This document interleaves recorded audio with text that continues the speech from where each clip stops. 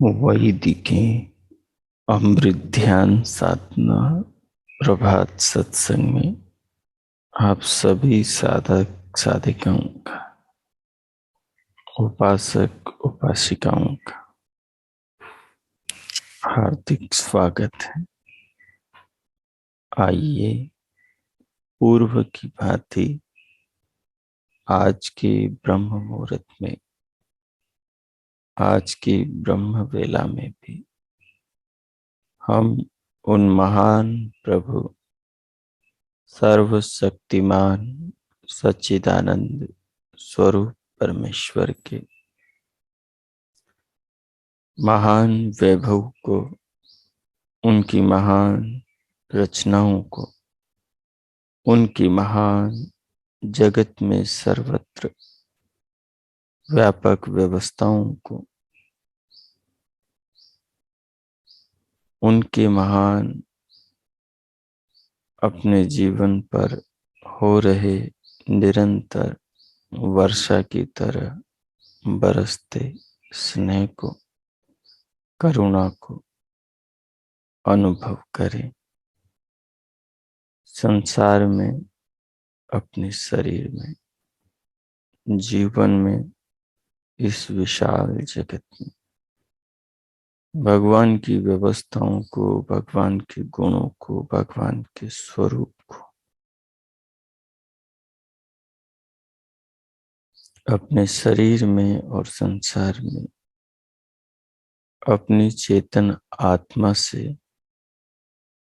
अपने अंतकरण इंद्रियों से, शरीर से, अपनी स्मृतियों के द्वारा प्रभु के सर्वरक्षक स्वरूप को, सच्चिदानंद स्वरूप को, सर्वशक्तिमान निराकार निर्विकार अनादि अनुपम सर्वाधार स्वरूप को स्मरण करें।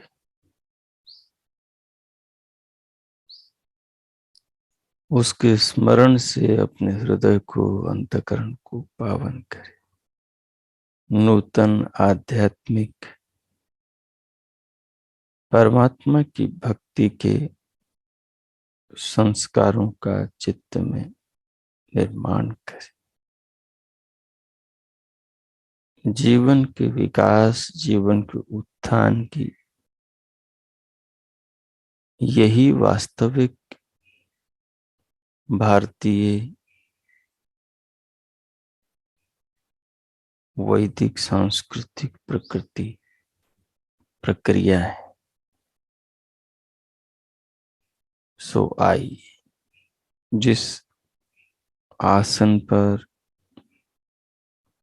आलती पालथी में बैठे हैं आप, उसे व्यवस्थित अनुकूल कर लें। कमर, पीठ और गर्दन को सीधा रखें। सिर से पांव तक, पांव से सिर तक पूरे शरीर को अनुभव करें।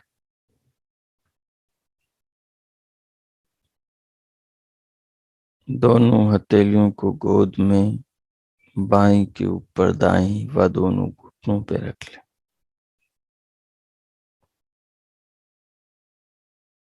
नेत्रों को बंद रखते हुए पलकों को सहज रखें, ढीला छोड़ें। पूरे शरीर का मानसिक अवलोकन करें, मनोदर्शन करें। योगियों की तरह, तपस्वियों की तरह स्वयं को बैठा हुआ अनुभव करें। मुखमंडल पर मधुर माधुर्य हो, हृदय में मिठास हो, आत्मा में परमात्मा से जुड़कर उनके भक्ति भाव की प्रबल प्यास हो। बाहर से भीतर आते श्वास को, प्राण को लंबा गहरा लयबद्ध कर इसे धीरे धीरे बाहर से भीतर लें, इस भाव के साथ कि ये परमात्मा का प्रेम है, उनकी करुणा, जिससे मेरा सारा जीवन की रक्षा हो रही है।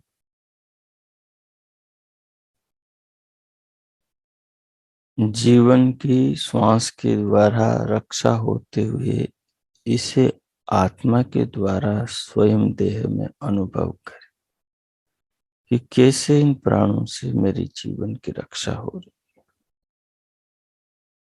और इन प्राणों का निर्माता कैसे परमात्मा जगत में सब जीवों की रक्षा कर रहा है। परमात्मा के महान वैभव इस जगत को, जगत के पदार्थों को अपने विचार का, चिंतन का विषय बनाए। देह में बैठी स्वयं की आत्मा के द्वारा शरीर में रचे परमात्मा के पदार्थों, अंग प्रत्यंगों का अनुभव करें।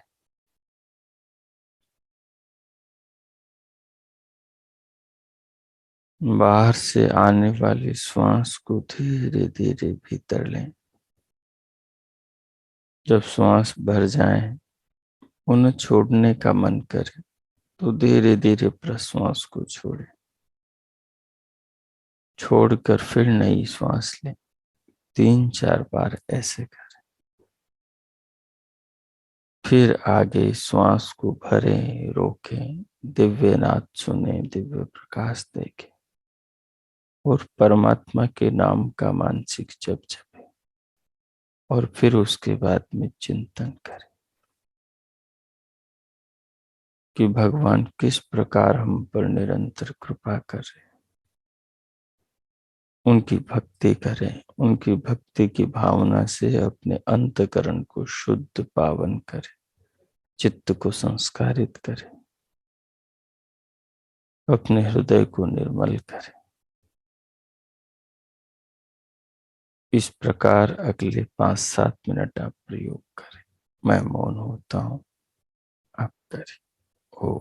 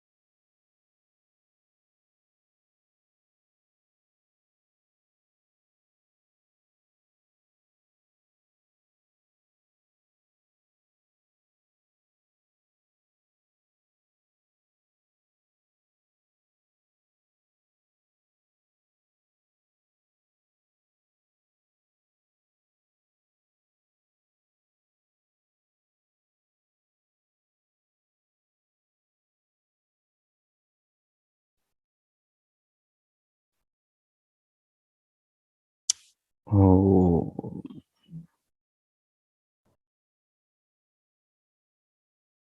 हो।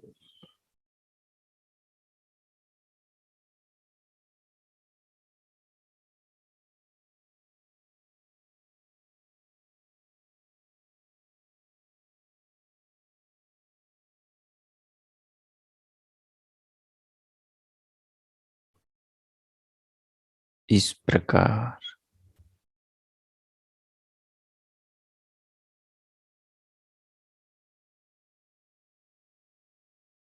भगवान के जगत व्यापी सर्वत्र कृपा स्वरूप को, उनकी महिमा को, उनके रचे पदार्थों को देह में, जगत में देखते विचारते हुए, विचारों के द्वारा, ध्यानमय चिंतन के द्वारा, उठी हृदय से पवित्र भावनाओं, भक्ति के भावों द्वारा अपने अंतकरण को, हृदय को पावन करते हुए, पवित्र करते हुए अब स्वयं को प्रभु के धन्यवाद के भाव में बनाए रखते हुए, प्रभु का जो कृपा स्वरूप आपने महसूस किया है,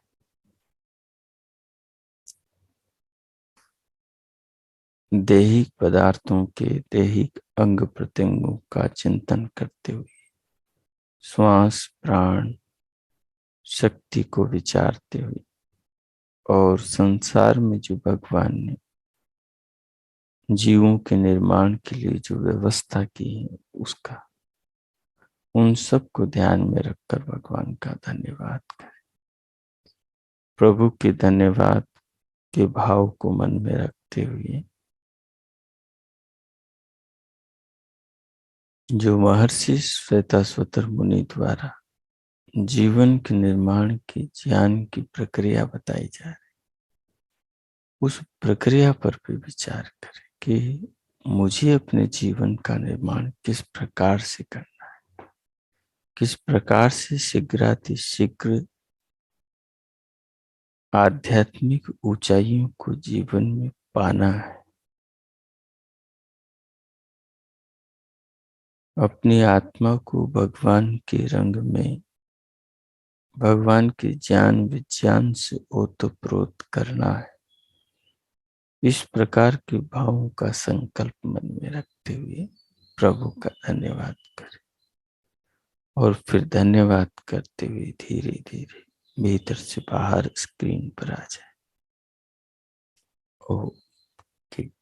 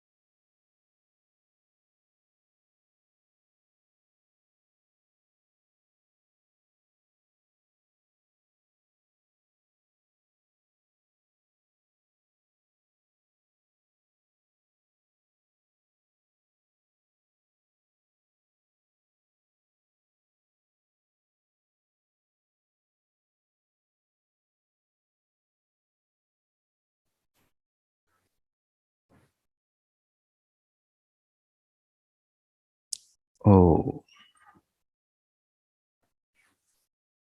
अब भीतर से बाहर आते हुए स्क्रीन पर देखें। पीछे हमने श्वेताश्वतर उपनिषद का 14वां श्लोक पढ़ा था, और 14वें श्लोक के अंदर एक विशेष बात पढ़ी थी कि योग साधना के द्वारा साधक कैसे विशेष लाभों को, आत्मज्ञान को प्राप्त करता है। उसकी एक सुंदर प्रक्रिया पीछे 14वें श्लोक में थी कि जिस प्रकार से किसी स्वर्ण आभूषण पर या किसी दर्पण पर धूल मिट्टी के मैल के जम जाने से वो मलिन हो जाता है और उसे स्वच्छ जल से, वह अग्नि के ताप से फिर से शुद्ध, निर्मल और कुंदन बनाया जा सकता है। उसी प्रकार जो अज्ञान अविद्या के कारण अपने चित्त में गलत संस्कार बन जाते हैं और उन गलत संस्कारों के कारण मनुष्य का आत्मा गलत चिंतन करने लगता है और वो गलत चिंतन के पुनः गलत संस्कार बनने लगते हैं। उनका सुधार करने का तरीका उसकी एक प्रक्रिया है। वो प्रक्रिया ये है कि मनुष्य अपने अंतकरण की शुद्धि करे। अंतकरण की शुद्धि कैसे होती है? हम गलत विचारों में, गलत लोगों के साथ रहे, गलत सानिध्य में रहे तो धीरे धीरे हमारे विचार, हमारा चिंतन, हमारे संस्कार अशुद्ध होते चले गए। अब हम अच्छे विचारों के लोगों के साथ रहें, अच्छा चिंतन मनन स्वाध्याय सत्संग करें तो उसकी अच्छाई के, वास्तविक ज्ञान के चिंतन से वास्तविक ज्ञान के संस्कार हमारे चित्त में पड़ेंगे और ये जो नूतन वास्तविक ज्ञान के संस्कार पड़े, ये ठीक उस अग्नि की तरह, उस दर्पण के मैल को शुद्ध करने वाले निर्मल जल की तरह अपने अंतकरण में काम करेंगे। जो पुराने अज्ञान के संस्कार हैं उनका नाश करेंगे और आत्मा को जो भ्रांति हो गई थी अज्ञान के कारण कि ये चीज ऐसी है, तो उसका अब समाधान कर देंगे, उस भ्रांति का निवारण कर देंगे। इस प्रकार मनुष्य अपने आत्मा को जानकर, परमात्मा को और प्रकृति के स्वरूप को जानकर अपने जीवन का धन्य, अपने जीवन का आध्यात्मिकीकरण, अपने जीवन का श्रेष्ठ निर्माण कर लेता है। ये कल के श्लोक में हमने समझा था। अब आज के श्लोक में ईश्वर दर्शन के बारे में बताया जा रहा है। तो देखिए, हम श्लोक पढ़ेंगे और उसके पदों के अर्थों को विचार करेंगे, फिर उस श्लोक का गायन भी करेंगे। तो श्लोक है, यत् आत्म तत्वेन तु ब्रह्म तत्वम दीपोपमेनेह युक्तः प्रपश्यत् अजं ध्रुवं सर्वतत्त्वैर्विशुद्धं ज्ञात्वा देवं मुच्यते सर्वपाशैः। श्लोक बहुत प्यारा है और बहुत ही सरल आत्मचिंतन, जो बहुत गूढ़ है वो बहुत सरलता से इसमें महर्षि श्वेताश्वतर मुनि द्वारा प्रस्तुत किया है। सो देखिए, यदा अर्थात जब, युक्त, युक्त का मतलब योगी, जो योग साधना में लगा है वो योगी, यह आत्म तत्वेन, इस जीवन में ही, वर्तमान जीवन में ही मनुष्य शरीर के नष्ट न होने से पहले ही इस शरीर में जो आत्म तत्व है यानी स्वयं है, तो उस स्वयं से आत्म तत्व से आत्म तत्व के द्वारा ब्रह्म तत्व, परमात्म तत्व को, ईश्वर तत्व को, जो इस सारी दुनिया का धारण पोषण करने वाला परमात्मा भगवान है, उस परमात्म तत्व को दीप उपमेन, दीपक की उपमा के समान, जैसे कि दीपक की सहायता से अंधकार में देखते हैं, अंधकार को दूर करते हैं। घोर अंधेरा हो, हाथ में एक लालटेन हो, कर दीप एक टॉर्च हो, या हाथ में एक दिया हो, तो वो दिया लेकर चलने वाले अपने मंजिल पे पहुंच जाएगा। क्योंकि ज्यों-ज्यों आगे बढ़ेगा, दिए का प्रकाश आगे आगे के अंधकार को दूर करता चला जाएगा। और वो एक ही जगह दिए को लेकर बैठा रहेगा तो एक ही जगह प्रकाश होगा, उन्नति नहीं होगी, आगे नहीं बढ़ पाएगा।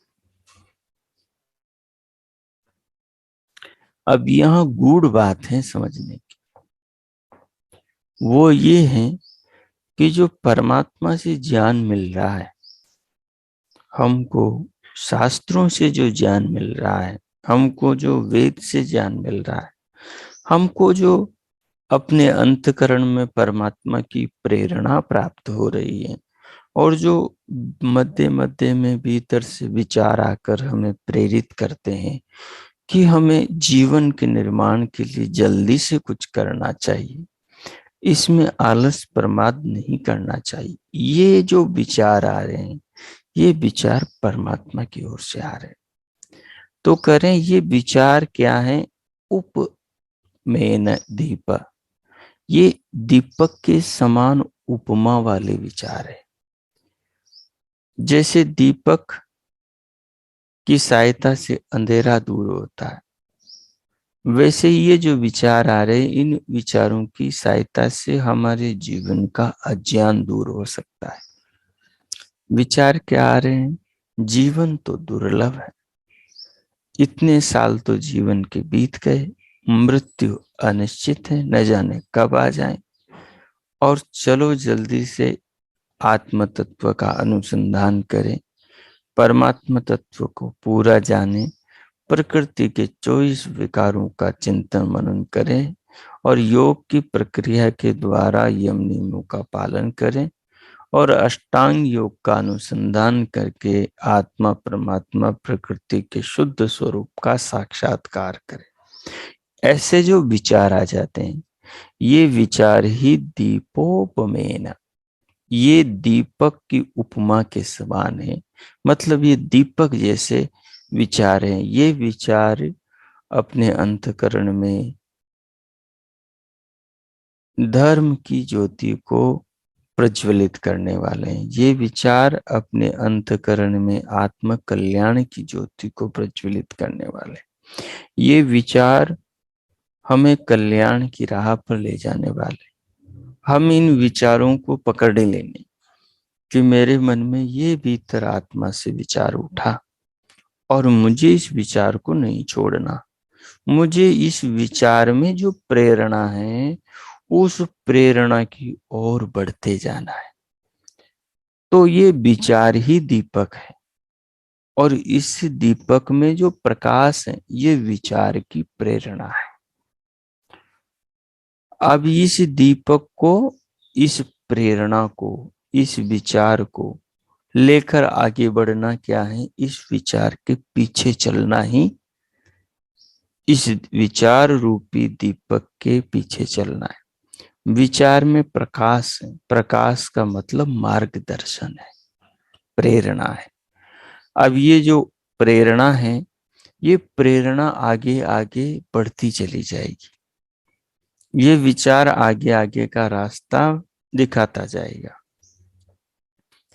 अब अपने मन में विचार आया कि आत्मा का जल्दी से कल्याण, उत्थान, मंगल करना, अंतकरण के बुरे संस्कारों का नाश करना, ये विचार आया। अब ये विचार का प्रकाश जो हमें आगे ले जाएगा, जैसे दीपक को हाथ में ले लिया। अब समझदार आदमी तो अपने मंजिल तक पहुंचने के लिए दीपक को हाथ में लेके चलेगा, तो आगे आगे का रास्ता दीपक दिखाता चला जाएगा। नासमझ आदमी होगा, वो दीपक के उजाले को लेकर एक ही जगह बैठा रहेगा कि मुझे आसपास की चीजें तो दिखाई दे रही हैं, वो उन्हीं में मोह कर लेगा, उतने से संतुष्ट हो जाएगा। तो उसका जो लक्ष्य है, जो विचार उसे और ऊंची उपलब्धि तक पहुंचा सकता है, उससे वो भटक जाएगा, उससे वो भटक जाएगा। लेकिन जो उस विचार के पीछे पीछे चलेगा, उसको वो विचार अंतिम मंजिल के छोर तक पहुंचा देगा, शिखर तक पहुंचा देगा। क्योंकि आपके भीतर विचार का दीपक जला है कि आत्मा का साक्षात्कार करना है।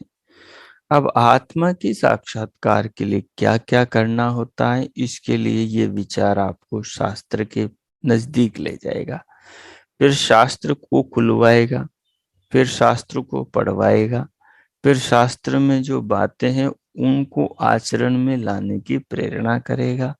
फिर उनको आचरण में लाने से नए ज्ञान के संस्कार बनेंगे और मिथ्या ज्ञान के, भ्रांति के पीछे के पड़े संस्कारों का निवारण, सुधार होगा। और इस प्रकार धीरे धीरे आत्मा की उन्नति होती चली जाएगी। तो करें दीपोपमेन, दीपक की उपमा की भांति जो ज्ञान अपने भीतर है, ये ज्ञान ही दीपक है, और इसमें जो प्रेरणा भरी है, ये प्रेरणा ही इस दीपक का प्रकाश है। और जो इसके पीछे चलेगा, उसके जीवन के जो अविद्या का अंधकार है, उस अंधकार का निवारण होता चला जाएगा। उसी प्रकार आत्मा की सहायता से ईश्वर को भी स्पष्ट देख लेवें। जैसे दीपक के प्रकाश से अंधकार का नाश किया, उसी प्रकार आत्मा की सहायता से शरीर में जानने वाला तत्व आत्मा है। तो सहायता तो उन्नति के लिए आत्मा की ही अपने को लेनी पड़ेगी। अपने आत्मा की सहायता यदि हम लेंगे अपने आत्म कल्याण के लिए, दुखों से बचने के लिए, मुक्ति की प्राप्ति के लिए, तो हमें बड़ा सहयोग मिलेगा। अपनी आत्मा की सहायता कैसे लेंगे? शास्त्र के हिसाब से पहले अपनी आत्मा का ध्यान में चिंतन करेंगे, आत्मा को जानेंगे। फिर आत्मा के ज्ञान का जो उजाला होगा, प्रकाश होगा ज्ञान का, उस प्रकाश के अंदर उस ज्ञान आत्मा के स्वरूप के द्वारा दूसरी आत्माओं का ज्ञान करेंगे।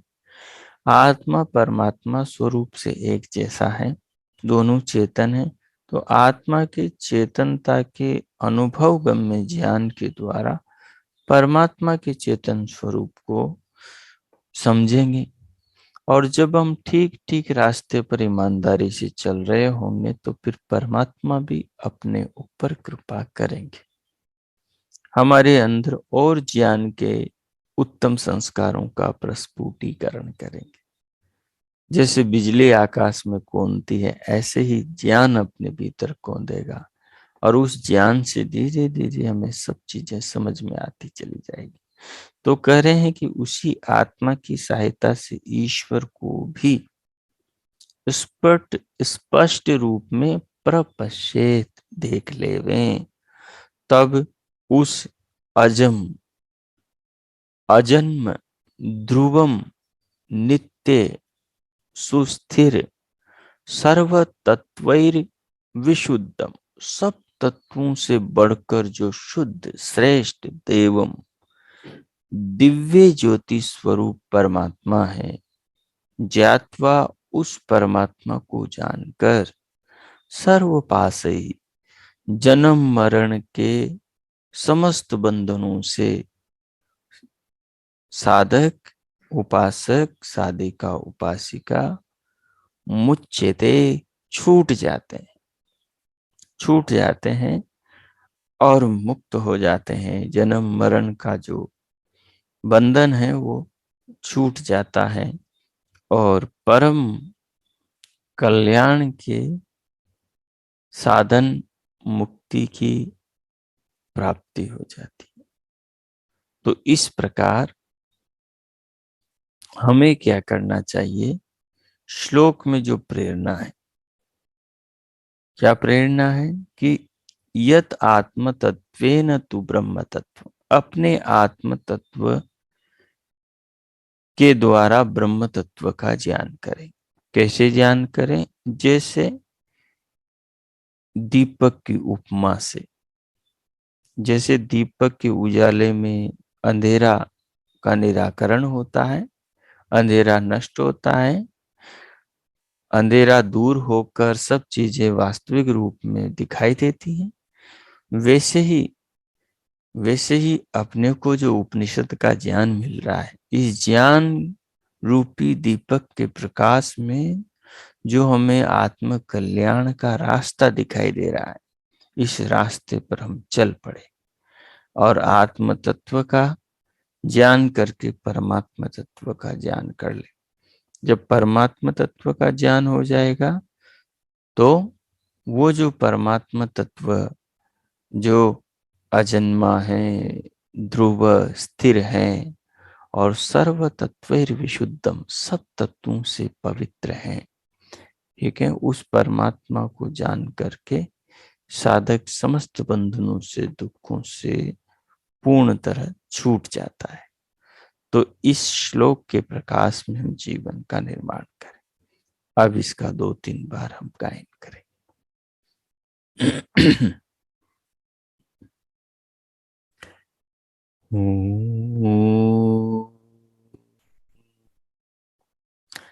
यदात्मतत्त्वेन तु ब्रह्म तत्त्वम् दीपोपमेनेह युक्तः प्रपश्येत् अजं ध्रुवं सर्वतत्त्वैर्विशुद्धम् ज्ञात्वा देवं मुच्यते सर्वपाशैः। यदात्मतत्त्वेन तु ब्रह्म तत्त्वम् दीपोपमेनेह युक्तः प्रपश्येत् अजं ध्रुवं सर्वतत्त्वैर्विशुद्धम् ज्ञात्वा देवं मुच्यते सर्वपाशैः। ॐ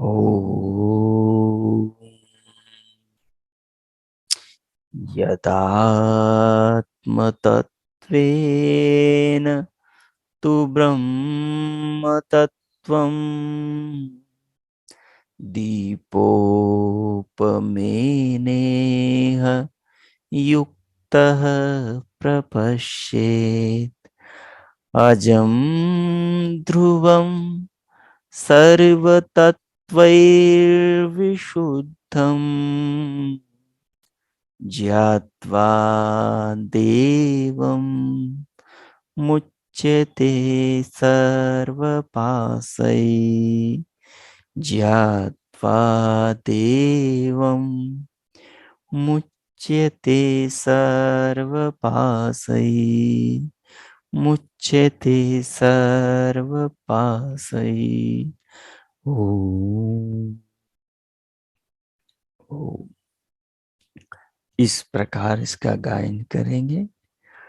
इस श्लोक में कहे तत्व का आत्मसात करेंगे और जीवन का इस तत्व के द्वारा, इस श्लोक में बताए बातों के द्वारा, इस ज्ञान के द्वारा मार्गदर्शन करेंगे, जीवन का श्रेष्ठ निर्माण करेंगे। अब आज के पाठ को इतना ही रखेंगे। 1 मिनट के लिए ध्यानस्थ हो जाएं, 1-2 मिनट के लिए, और इसमें जो आपने अभी समझा उसको आत्मसात करें और फिर प्रभु का धन्यवाद करें। महर्षि श्वेताश्वतर मुनि का धन्यवाद करें और जीवन दाता विधाता परमात्मा का।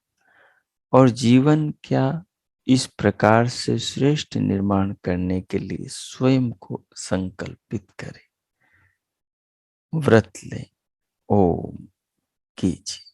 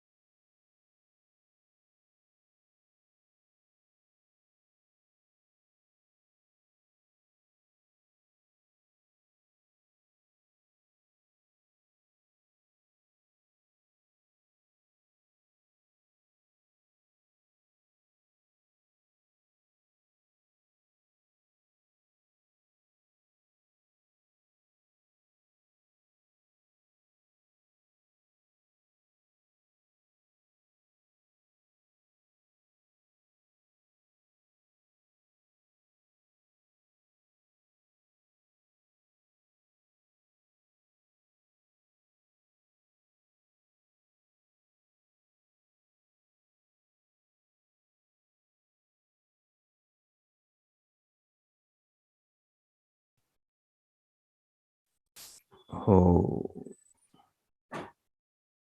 हो इस प्रकार श्लोकस्थ विषय का आत्मचिंतन करते हुए और प्रभु का धन्यवाद करते हुए इस जीवन के लिए, जीवन के निर्माण के ज्ञान के लिए परमात्मा के प्रति कृतज्ञता अर्पण करते हुए भगवान के प्रति भक्ति के भावों से स्वयं को भरा रखते हुए अब हम इन भावों के साथ शांति पाठ करेंगे। ओम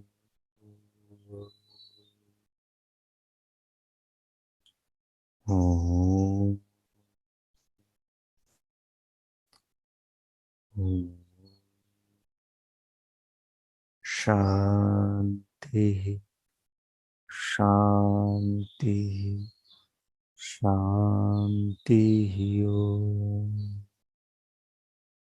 ओ आज का आप सबका दिन शुभ हो, मंगलमय हो। प्रभु से सबके लिए बहुत बहुत मंगल कामनाएं, बहुत बहुत शुभकामनाएं। इति ओम शांति।